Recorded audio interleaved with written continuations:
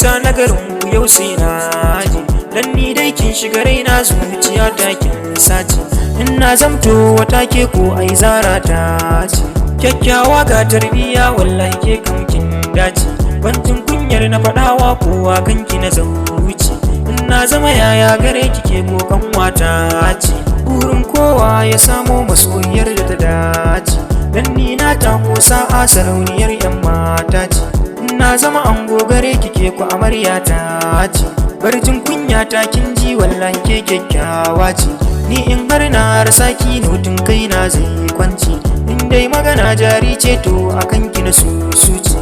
Ni na san dai haduwar mu da ke wannan ajini ne, ai kowa na da gwanar sani dai na ce ke ce. Ba kya san mai gulma irin su halayen wanci, mai nema ba ya rasawa Allah ya sake rabu na ce.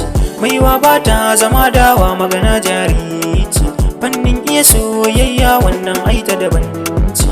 Shana Halis ya ce mun wannan waiwa ce ce, Lasbon ya zama aboki gare ni ke ku amarya ce. Wasayil sarki ya ce da ni da ke mun dace, DJ Abdul aboki da Asma'u kun dace. Barkallan allura kankanuwa ai ita ma karfe ce, ni dai buri na kullun zuciyar ki na sace. Murna zan yi da farin ciki in na same ki, ni ba wai sai dan kyau ba sai dan halayen ki. Yau gani cikin rana za na shigo inuwar ki, mama na ta yarje min ta ce in aure ki. Abba na shi ma ya ce min wai in aure ki, dangi na sun ce sun yaba da halayen ki. Shukar da na yau min kyautin da na sata ki, kimin uzuri dan Allah in har na dame ki.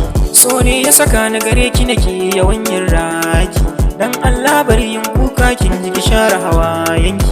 Dan na dau alkawari cewa ni zan aure ki, ni na rantse nan duniya banda wadda ta kai ki. Dan ni dai kin ga akan ki wallahi zan iya yaki, ba na so ki kunci kwanta ni zan gadin ki. Na yarje in dawo ma in zama dan aikin ki, ni dai buri na kullum ko so dai ne in ganki.